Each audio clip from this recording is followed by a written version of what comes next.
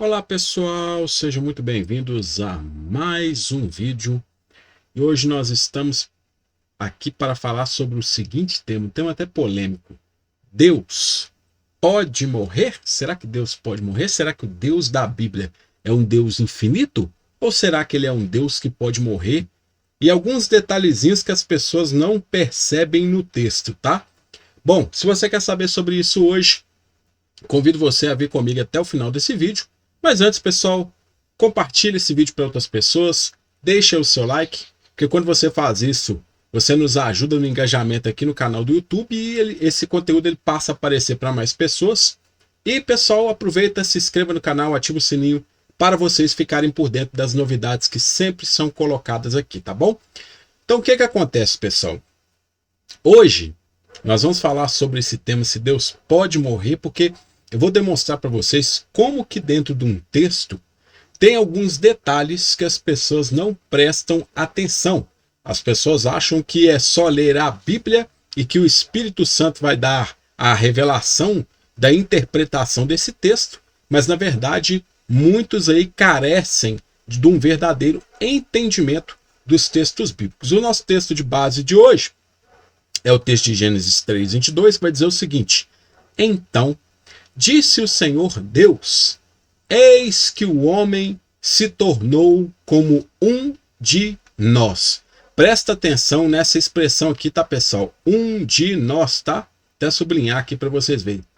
Eis que o homem se tornou como um de nós, conhecedor do bem e do mal. Assim que não estenda a mão e tome também da árvore da vida e coma e viva eternamente.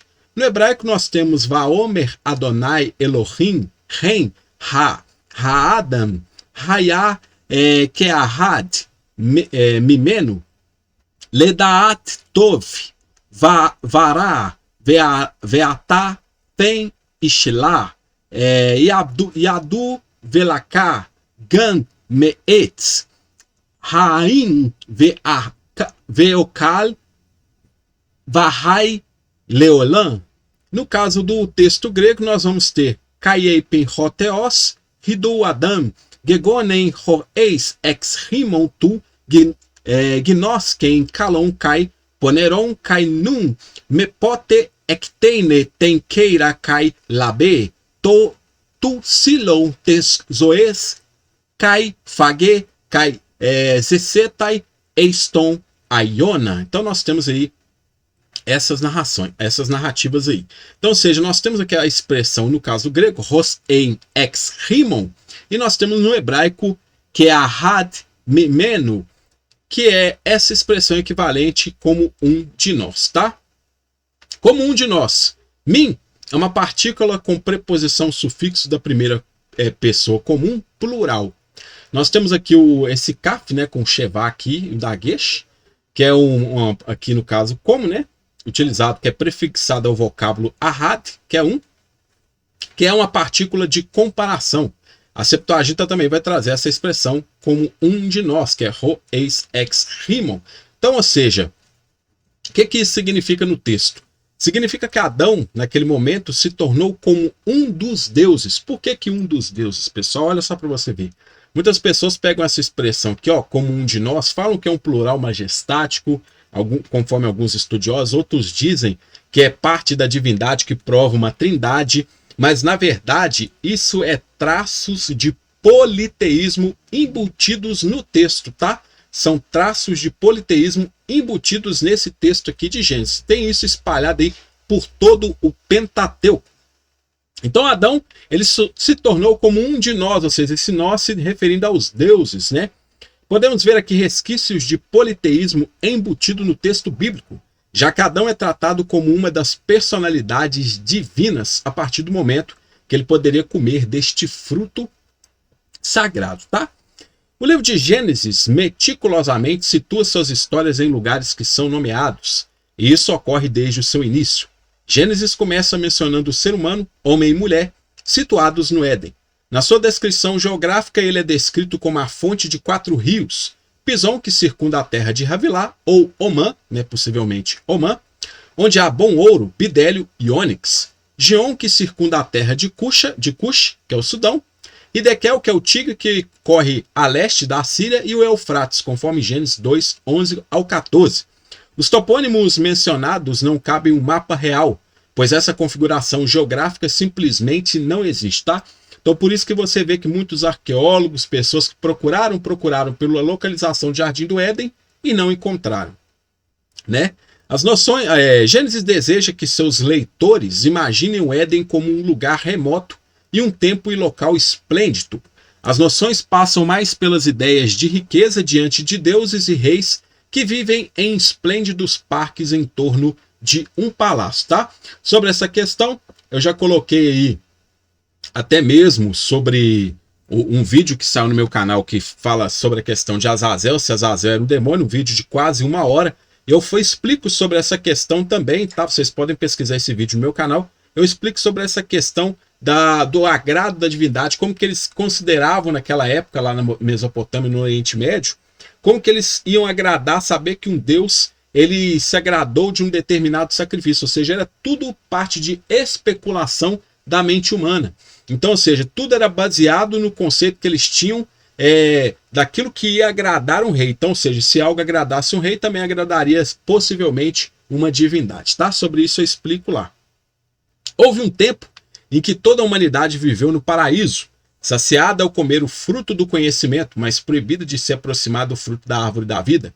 Então Deus, desconfiando da sua própria criação, disse a colegas anônimos: o Adão, ao comer da árvore do conhecimento, tornou-se como um de nós. E se ele estender a mão e tirar também da árvore da vida, e comer e viver para sempre? E para evitar que isso acontecesse, Deus expulsou Adão e Eva do jardim do Éden.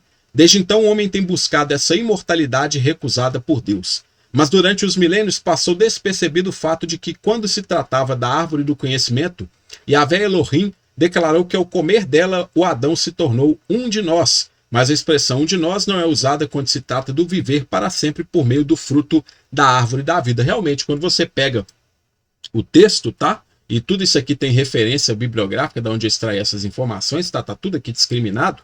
Então, ou seja, essa questão de que o homem se tornou como um de nós, não é uma questão de que fala que o homem iria viver para sempre, né? Não tem essa colocação ali no texto, né? Adão se tornou como um de nós, a expressão um de nós não é usada quando se trata do viver para sempre, né? É uma coisa interessante no texto.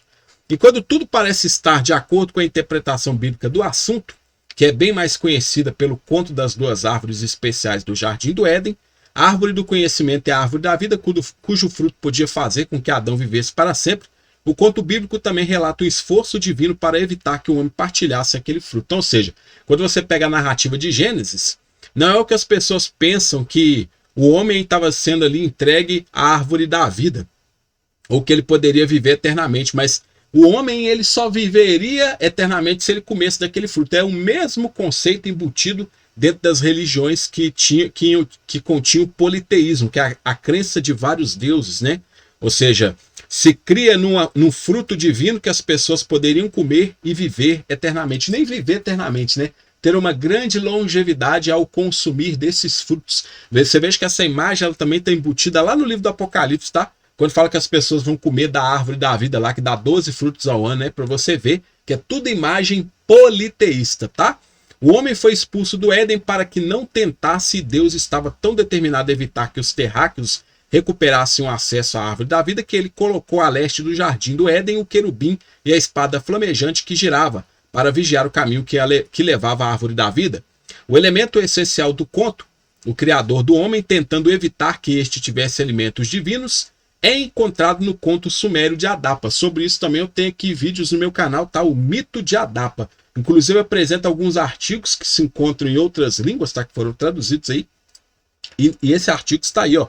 Eu mostro aqui no meu canal, tá? Um dos meus vídeos tem só sobre o mito de Adapa, que é da onde se originou o conto aí de Adão e Eva, tá?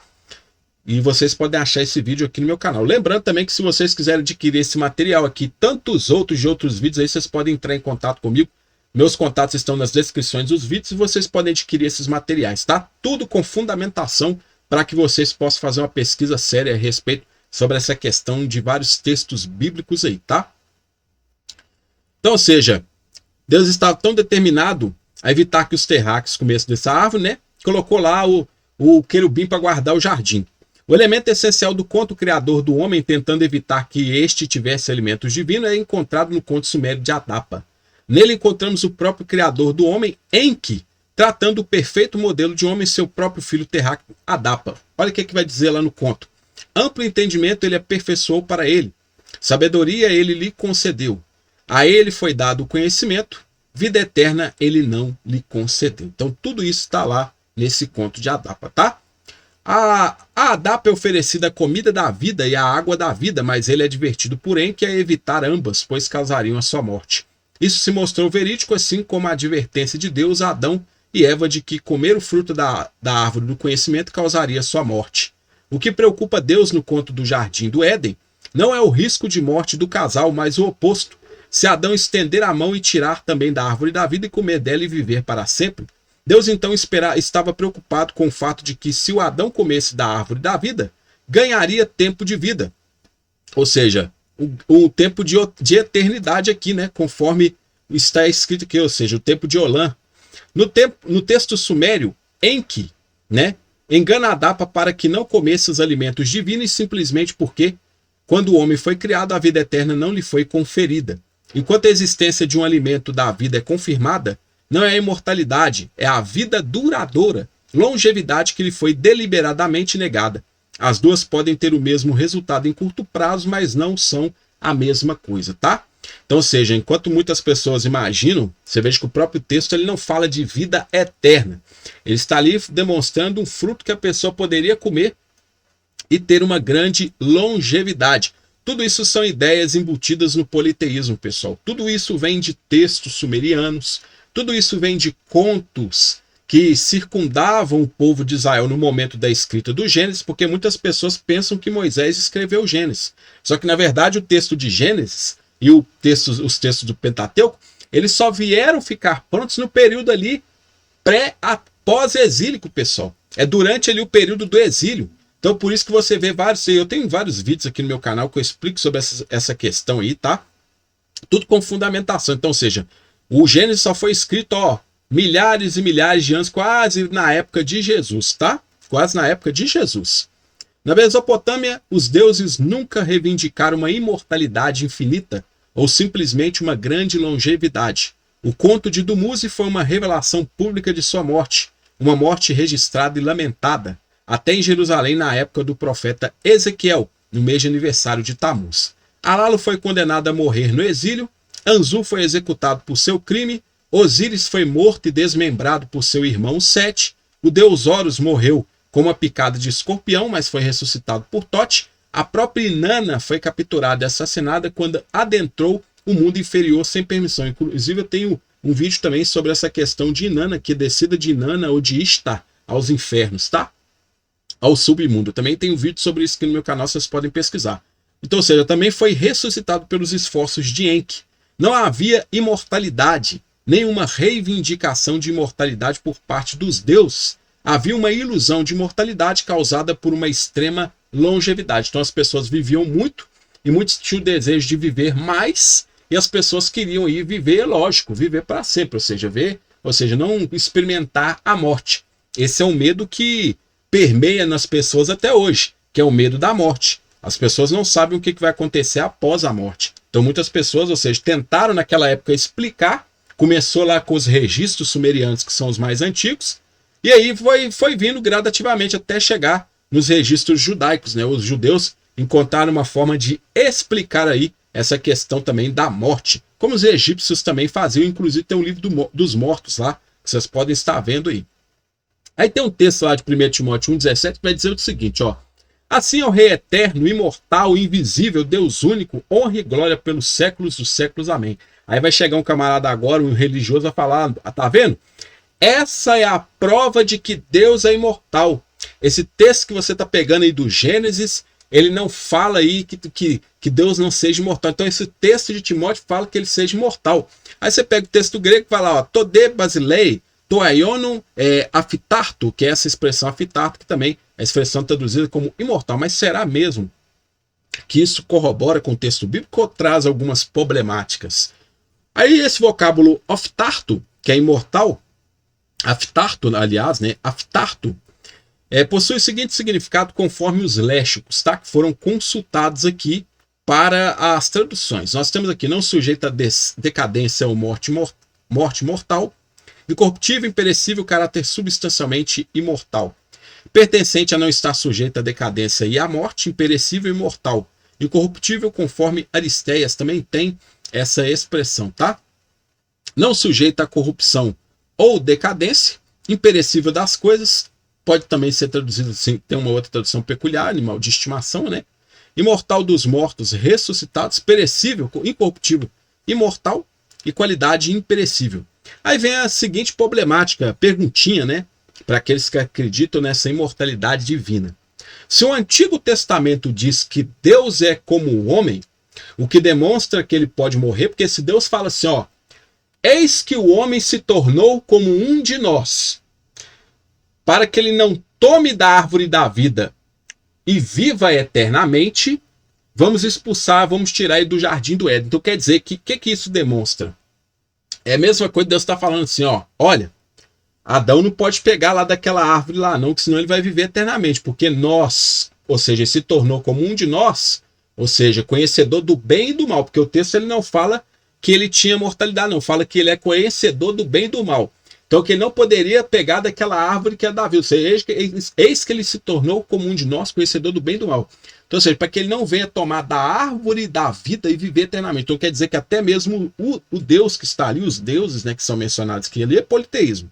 Mas se for o Deus verdadeiro, então quer dizer que até ele estava sujeito à morte. Porque ele fala que ele era como Adão. E se Adão foi um ser criado mortal, então quer dizer que o Deus da Bíblia também foi um ser criado? Também foi um ser mortal? Essa é uma perguntinha que fica aí para os senhores responderem, tá? Principalmente para os religiosos que acreditam que Deus seja imortal, tá?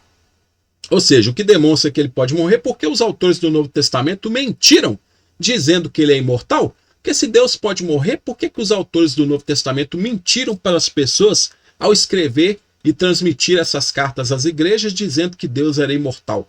Seriam os textos do Novo Testamento uma farsa como esse demonstrado? Será que esses textos do Novo Testamento seriam mentirosos? Como este texto demonstrado de 1 Timóteo aqui, ó, esse texto de 1 Timóteo aqui, 1,17, que fala que Deus seja imortal, sendo que o texto de Gênesis 3,22, que é o texto que nós estamos fazendo a análise aqui, diz que Deus é como um homem, ou seja, ele é mortal. Ou seja, então, de certa forma, ele também foi criado. Quem criou o Deus da Bíblia?